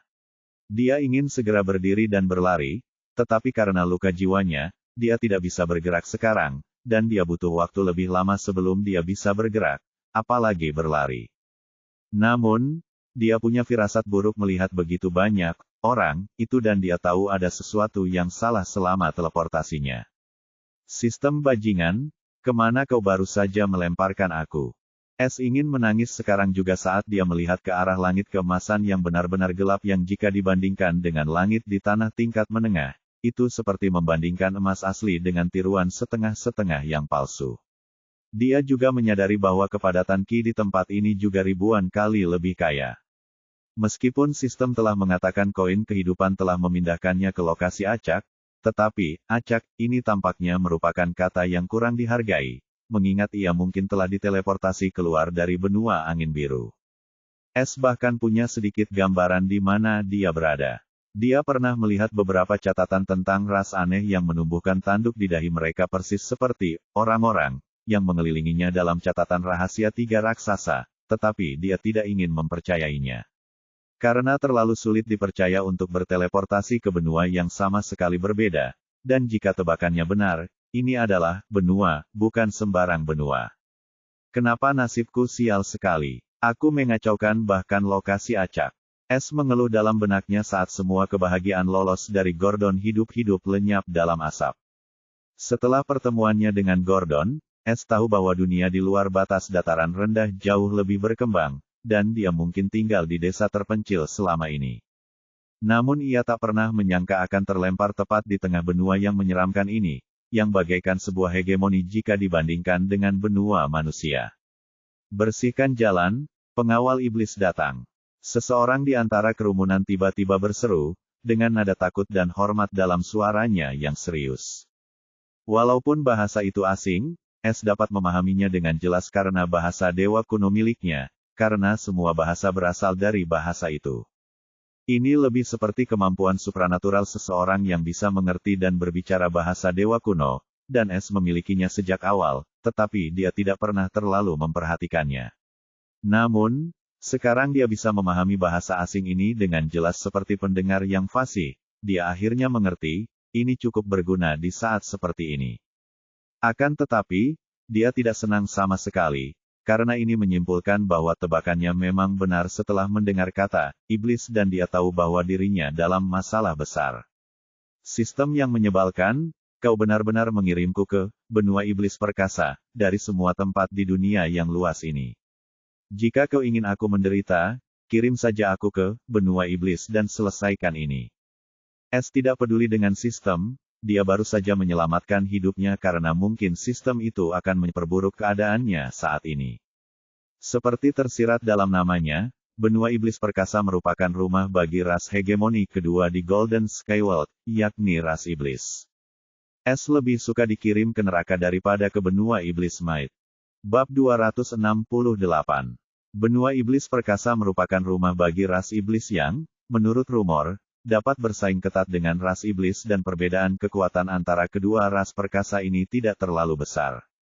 Namun, entah mengapa, ras iblis tidak pernah berusaha untuk menjadi yang pertama, dan mereka juga tidak memusuhi ras iblis. Sebaliknya, Hubungan antara kedua ras ini cukup bersahabat. Hal ini membuat semua ras menjadi bingung dan karena alasan ini, tidak ada seorang pun yang berani menyinggung salah satu ras karena mereka harus menanggung amukan dua ras sekaligus dan kedua ras ini sudah cukup kuat untuk menghancurkan ras manapun, sendirian. Benua iblis perkasa tidak terbagi seperti benua angin biru milik manusia, juga tidak ada fraksi yang berbeda. Benua ini disatukan di bawah panji Kaisar Iblis, yang dikenal karena kekejamannya bahkan terhadap rasnya. Namun semua orang tahu bahwa ini adalah sifat iblis. Siapapun yang memiliki tinju yang kuat dapat memperoleh status dalam ras iblis. Namun aturan ini hanya berlaku untuk anggota ras iblis dan jika ada ras lain yang berani menimbulkan masalah atau menyakiti iblis manapun, seluruh ras akan bersatu, dan pelanggar harus menanggung pembalasan dari seluruh ras iblis. Inilah yang membuat tiga ras teratas di Golden Skyworld begitu menakutkan. Mereka berdiri teguh dan bersatu melawan musuh bersama. Meskipun ras lain juga seperti ini, mereka tidak memiliki sarana atau kecakapan seperti Devil, Demon, dan Ancient Hunter. Tepat pada saat ini, Es tengah terbaring di tengah jalan kota iblis. Semua iblis itu terkejut dan ketakutan ketika Es berkerudung dengan dua pedang hitam muncul begitu saja, tepat di tengah jalan yang ramai ini. Mereka semua siap berjuang untuk hidup mereka, tetapi, penyusup ini tidak melakukan apapun. Karena dia hanya berbaring di sana seperti orang tolol. Tentu saja hal ini menggugah rasa ingin tahu para setan yang penasaran, karena setiap kota setan besar seperti ini dilindungi oleh formasi pertahanan yang kuat, dan mustahil bagi ras lain untuk masuk tanpa membuat kaget para penjaga. Yang juga memberikan kesan yang salah kepada semua iblis itu bahwa Es adalah iblis terluka yang entah bagaimana muncul di sini dalam proses melarikan diri untuk menyelamatkan hidupnya. Itulah sebabnya mereka juga tidak menyerangnya dan mengawasinya dengan rasa kasihan. Ini adalah salah satu aturan ras iblis. Tidak seorang pun dapat menyerang sesama iblis yang terluka kecuali jika ia adalah seorang pengkhianat, penjahat, atau sedang berduel dengan iblis lain. Akan tetapi, mereka tidak dapat menolong setan ini tanpa adanya penyelidikan atau mereka akan menerima hukuman berat jika setan yang mereka tolong ternyata seorang penjahat atau seseorang yang baru saja melarikan diri dari duel setan terhormat. Pada saat ini, suara langkah kaki yang keras penuh aura yang mengesankan terdengar di jalan yang ramai. Cepat, singkirkan jalan menuju kedatangan pasukan iblis. Sebuah jalan di antara para iblis terbelah dan 10 personel yang tinggi dan kekar berpakaian baju zirah hitam tebal serta memegang tombak dan tombak besar dengan cepat mengelilingi Es saat mereka melepaskan aura dalam yang menindas dari alam inti perunggu Ki. Jantung Es berdebar kencang saat melihat ke-10 raksasa kecil bagaikan iblis mengelilinginya, dan dia merasakan ketakutan yang lebih besar terhadap masing-masing dari mereka dibandingkan dengan Gordon yang merupakan seorang kultivator inti perak puncak. Jadi, ini ras terkuat kedua, iblis. Bahkan para penjaga ini berada di alam inti sungai Ki. Pikir Es getir. Dia tahu dia tidak akan bisa melarikan diri kali ini, bahkan jika dia dalam kondisi terbaiknya. Dia akhirnya mengerti betapa amannya dataran rendah, dan dia tidak pernah menyangka akan merindukannya secepat ini setelah meninggalkannya. Lepaskan tudung kepalamu dan tunjukkan wajahmu atau terima akibatnya. Seorang iblis setinggi 3 meter yang memegang tombak berkata dengan tegas saat bola matanya yang ungu di balik helm hitam itu sedingin es. Dia mungkin pemimpin kelompok kecil penjaga ini. Orang bijak tahu kapan harus mundur. Es tidak mengambil risiko dan memutuskan untuk patuh.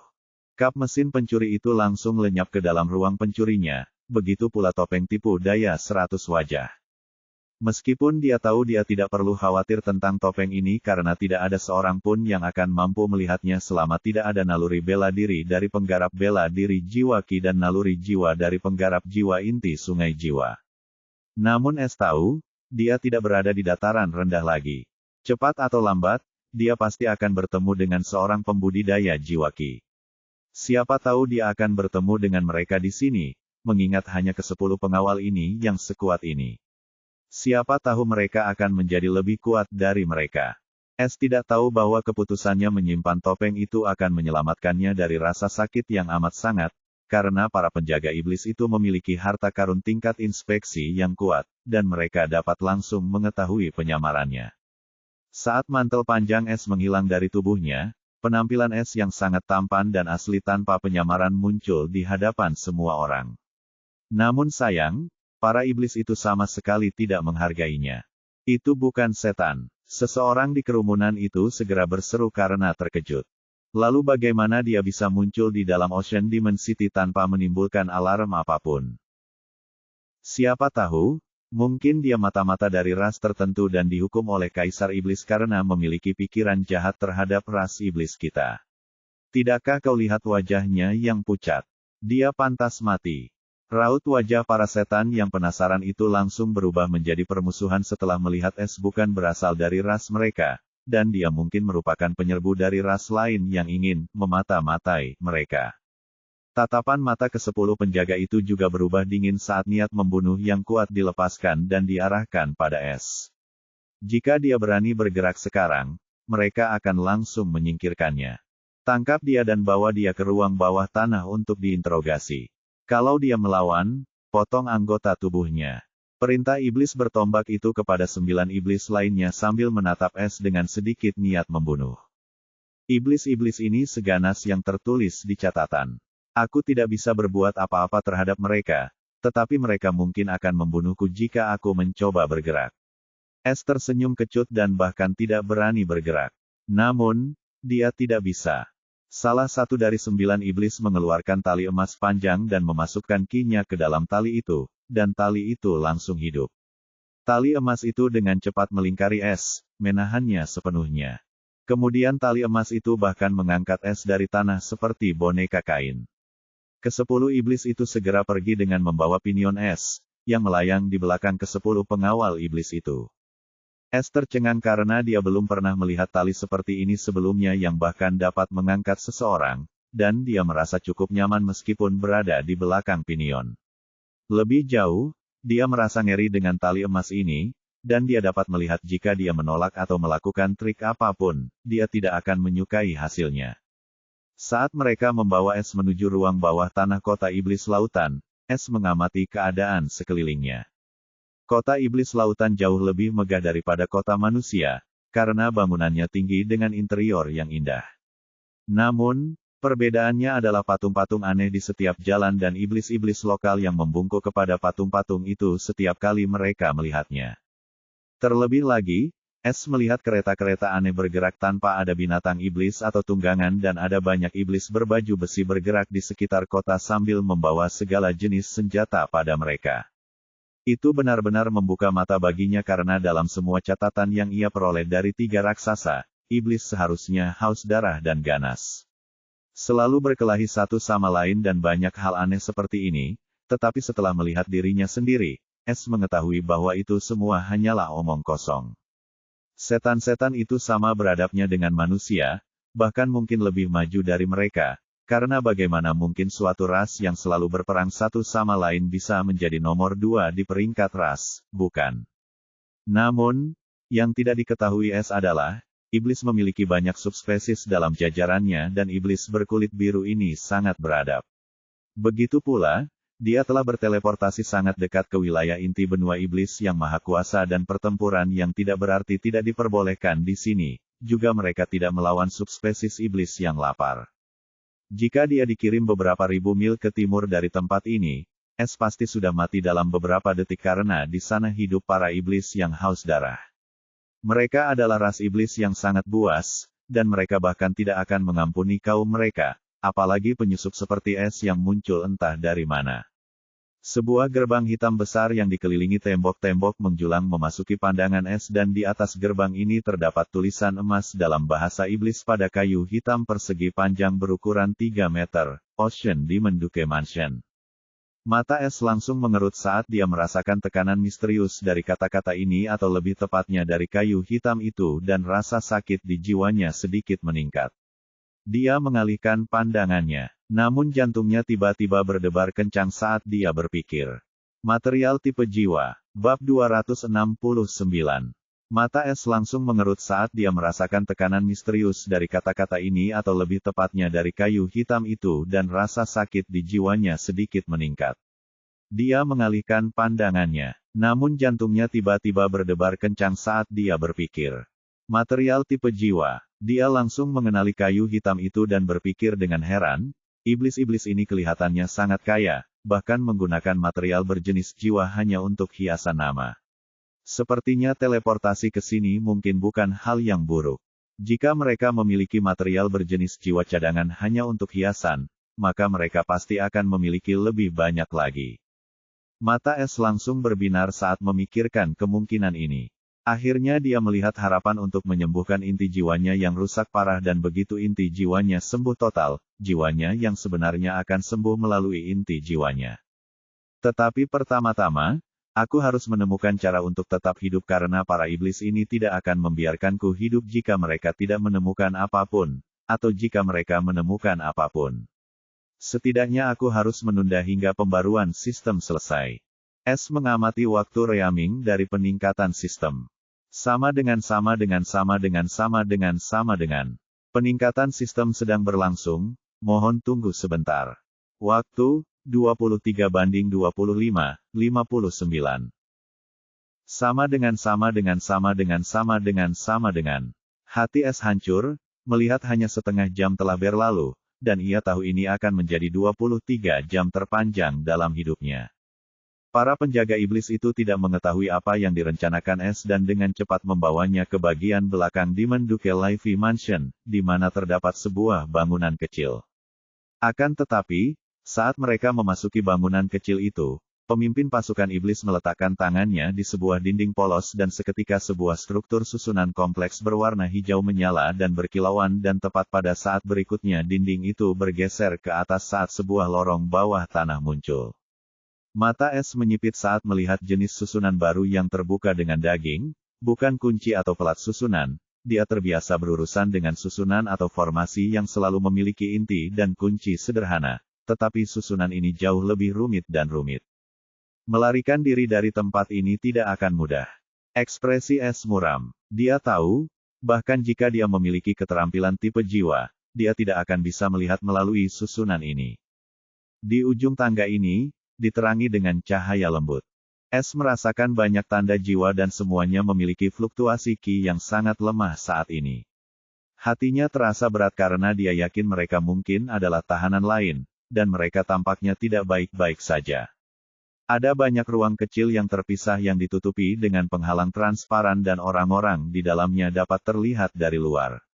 Para tahanan itu sebagian besar adalah iblis jahat, tetapi mereka semua memiliki karakteristik unik yang berbeda dari iblis berkulit biru ini.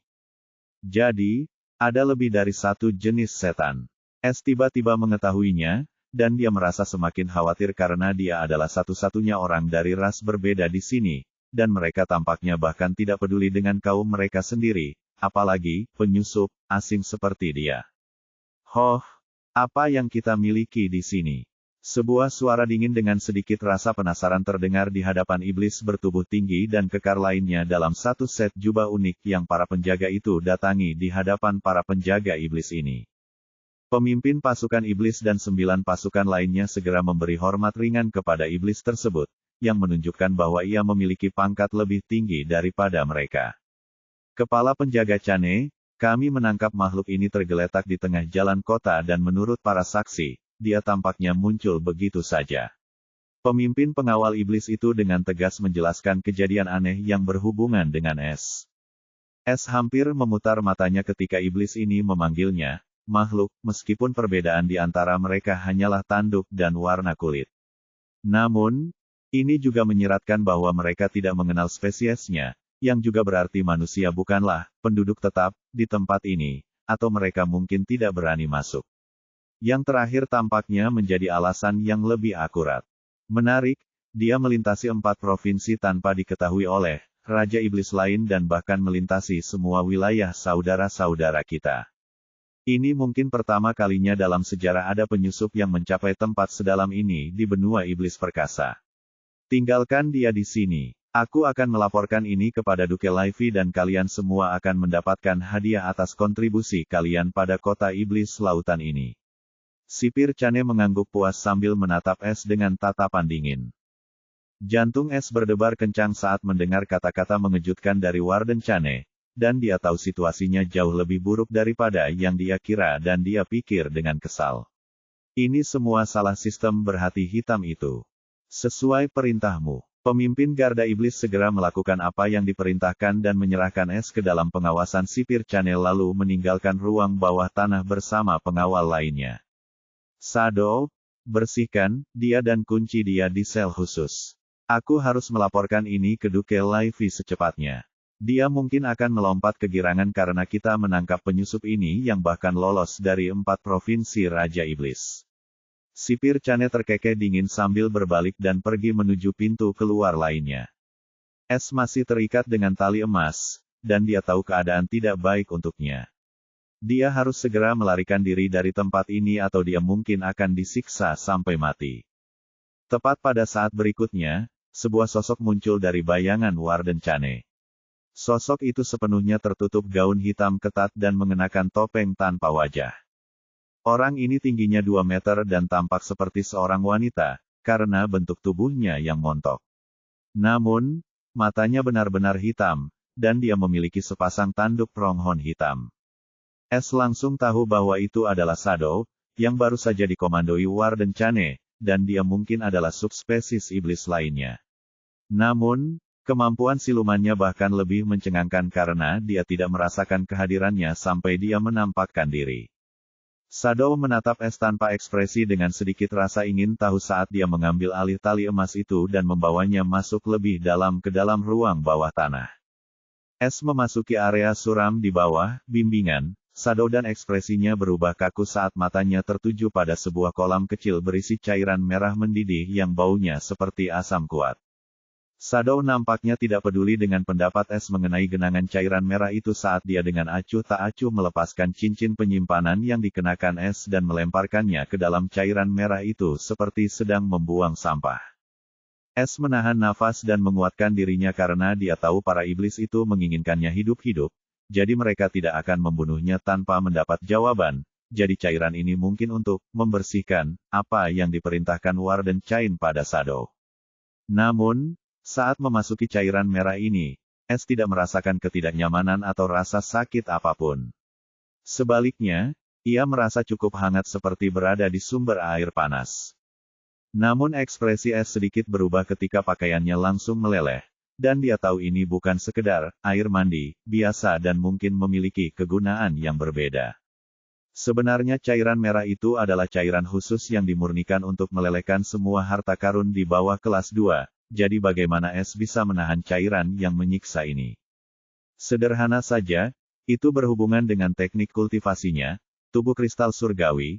Tanpa sepengetahuan Es, tubuhnya telah disempurnakan oleh guntur surgawi 2 kali di bawah pengaruh misterius teknik ini dan tubuhnya sekarang seperti senjata kelas 2, atau dia akan meleleh dalam hitungan detik setelah memasuki cairan merah ini. Hanya saja Es tidak pernah berlatih keterampilan fisik atau tidak bertarung terus-menerus. Jadi dia tidak pernah benar-benar menyadari aspek ini tentang dirinya. Sekarang, hanya Ki dari seorang kultivator inti sungai Ki yang benar-benar dapat melukainya. Biasanya, setan-setan ini menggunakan cairan merah ini untuk mencari harta karun yang tersembunyi di dalam tubuh seseorang dan menyiksa penjara bahkan sebelum interogasi. Karena jika Anda menyembunyikan harta karun bahkan di bawah kulit Anda, itu hanya akan memperburuk rasa sakit karena harta karun itu akan meleleh di bawah kulit Anda. Akan tetapi, para iblis itu sangat meremehkan tubuh Es, karena hingga kini, tidak ada ras yang tampaknya memiliki fisik seperti iblis. Karena para setan itu lahir dengan badan yang kuat dan kemudian dimurnikan dengan cara-cara khusus, seperti mandi dengan cairan yang bahkan lebih kuat dari cairan merah ini di kolam kecil ini. Tubuh iblis adalah senjata mereka yang paling mematikan dan secara teori, potensinya begitu besar sehingga jika satu iblis memiliki sumber daya dan metode untuk menyempurnakan tubuh mereka hingga batas maksimal, mereka dapat mengubahnya menjadi senjata tingkat 8, yang merupakan tingkatan tertinggi yang diketahui hingga saat ini. Lebih jauh lagi, Tubuh iblis tingkat 1 saja sudah cukup langka karena sumber daya yang dibutuhkan untuk menyempurnakannya ke tingkat ini sangat besar dan disertai rasa sakit yang tak tertahankan.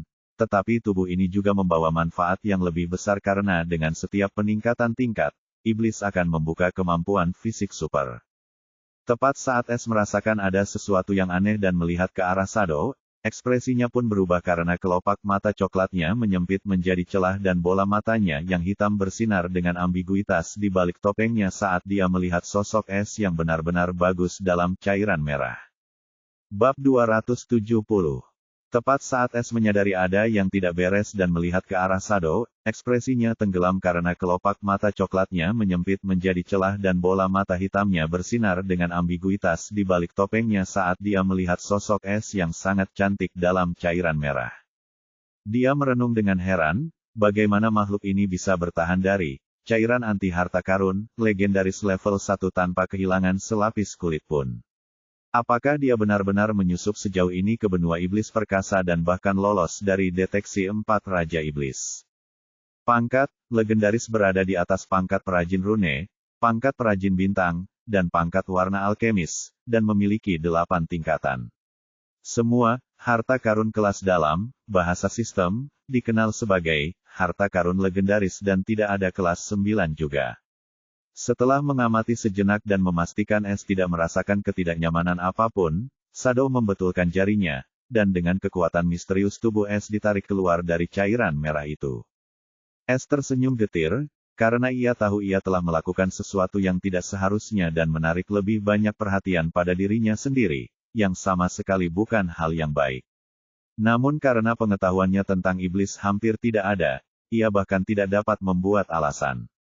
Dia sebenarnya ingin menggunakan penyelidikan jiwanya pada Shadow namun menahan diri karena peringatan sistem dan kultivasi Shadow juga berada di alam inti Sungai Perak. Tiba-tiba, suara Shadow yang merdu namun meragukan dengan sedikit harapan memasuki telinga Es. Tubuhmu sudah memasuki legendary grade 1, kan? Bagaimana kamu mencapainya? Di mana kamu mendapatkan teknik penyempurnaan dan sumber daya? Bahkan Shadow yang diam dan acuh tak acuh pun tak dapat menahan diri untuk bertanya, dengan sedikit hasrat dalam suaranya yang manis. Tubuh iblis bagaikan harta karun, dan setiap iblis memiliki serangkaian kemampuan supernatural khusus yang tersembunyi dalam garis keturunan mereka. Untuk membuka kemampuan supernatural ini, iblis menggunakan teknik unik yang disebut teknik pemurnian tubuh. Bahkan ada beberapa iblis yang membangkitkan kemampuan supranatural saat mereka lahir, dan mereka menganggap kejeniusan ras mereka sangat mengerikan. Namun, ini adalah kasus yang sangat langka. Merupakan impian setiap iblis untuk mendapatkan tubuh kelas legendaris dan mewarisi kemampuan supernatural yang menyertainya. Teknik dan keterampilan kultivasi hanyalah hal sekunder bagi mereka karena jika seekor iblis berkultivasi dalam jalur jiwa dan juga memiliki teknik pemurnian tubuh dengan sumber daya, itu sama saja dengan berkultivasi dalam jalur bela diri dan jalur jiwa. Meskipun seseorang tidak memiliki ki bela diri, tetapi tubuh yang kuat saja sudah cukup untuk menutupi kelemahan terbesar para pembudidaya jiwa. Hanya tubuh iblis yang dapat menahan penyempurnaan tubuh ini dan membuka kemampuan supranatural ini. Tidak ada ras lain yang dapat melakukannya, bahkan iblis yang licik sekalipun. Akan tetapi, sumber daya yang dibutuhkan untuk memurnikan tubuh hingga mencapai peringkat legendaris dapat membuat ras manapun bangkrut, dan itulah sebabnya bahkan ras iblis yang memiliki sumber daya melimpah hanya mampu memelihara segelintir iblis dengan bakat yang mengerikan. Itulah sebabnya keluarga iblis kerajaan mengendalikan teknik penyempurnaan tubuh ini dan menganugerahkannya kepada rakyatnya yang paling setia dan berbakat. Setidaknya Anda harus menjadi iblis alam jiwa untuk mendapatkan teknik penyempurnaan tubuh tingkat terendah, yang hanya membantu penyempurnaan tubuh tingkat 9 bintang pertama dan sumber daya yang dibutuhkan untuk itu juga cukup dapat dicapai, tetapi masih sulit ditemukan. Itulah sebabnya Shadow sepenuhnya membuang gagasan bahwa Es berasal dari ras lain dan menganggapnya sebagai iblis dari subspesies yang berbeda karena, di mata dia atau iblis manapun, tidak ada seorang pun yang dapat memurnikan tubuh ke tingkat seperti ini kecuali ras iblis. Namun, yang membuatnya bingung adalah mengapa Es tidak melawan penahanan itu atau memberitahu para penjaga iblis itu, identitas aslinya, karena siapapun yang memiliki tubuh legendaris pasti memiliki peringkat yang sangat tinggi dalam status quo ras iblis dan cukup terkenal. Namun, dia tidak pernah mendengar tentang es, begitu pula subspesiesnya. Itulah sebabnya dia menanyakan pertanyaan-pertanyaan ini dan ingin tahu apakah dia telah menemukan beberapa warisan iblis lama dan mendapatkan teknik penyempurnaan serta sumber daya untuk membawa tubuhnya ke tahap ini. Namun Es tidak tahu apa yang Shadow bicarakan, dan ini membuat dia kesulitan menjawab pertanyaannya. Dia tidak tahu apa yang dimaksud dengan grade 1 legendaris atau tentang teknik penyempurnaan. Yang dia tahu hanyalah bahwa wanita iblis ini benar-benar tertarik dengan teknik pemurnian itu, dan entah bagaimana dia telah membuatnya percaya bahwa dia memilikinya, dan semua ini terjadi setelah dia mandi dalam cairan merah itu. Aku harus menyelidiki niatnya yang sebenarnya terlebih dahulu. Es tidak berani berbicara sembarangan dan hanya bertanya balik tanpa ekspresi, apa hubungannya denganmu?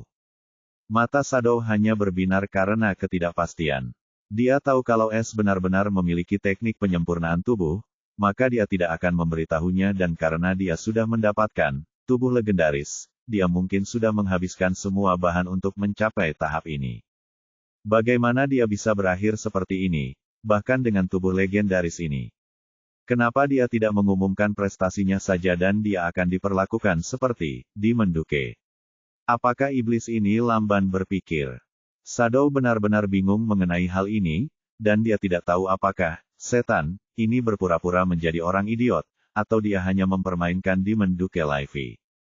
Karena menyinggung iblis dengan tubuh legendaris sama saja dengan menyinggung seorang adipati iblis yang statusnya hanya di bawah Raja Iblis.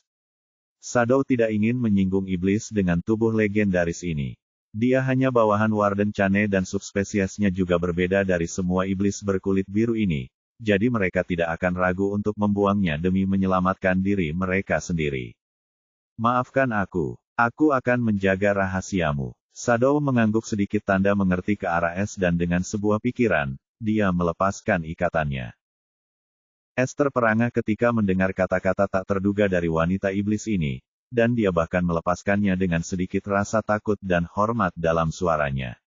Apa-apaan ini? Es tidak tahu apa yang membuat wanita iblis ini begitu takut dan rahasia apa yang sedang dibicarakannya. Meskipun demikian, dia tidak akan membiarkan kesempatan ini berlalu begitu saja, dia hanya harus berpura-pura sekarang dan berusaha sebaik mungkin agar penyamarannya tidak terbongkar, yang mana dia cukup ahli dalam hal itu.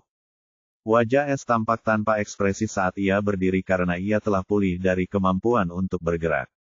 Ia benar-benar telanjang karena semua pakaiannya meleleh dalam cairan merah dan tubuhnya yang terluka tidak memiliki goresan. Selain luka jiwanya, ia baik-baik saja secara fisik. Akan tetapi, Shadow tampaknya tidak terpengaruh sama sekali dengan tubuh telanjang Es karena iblis tidak memiliki perbedaan jenis kelamin yang berarti di sini, dan Es juga tidak merasa tidak nyaman karena dia berasal dari ras yang berbeda dan memiliki tanduk. Silakan kenakan jubah penjara ini jika kau ingin melanjutkan aksimu. Shadow menyerahkan pakaian tahanan berwarna hitam kepada Es, dengan nada hormat dalam suaranya.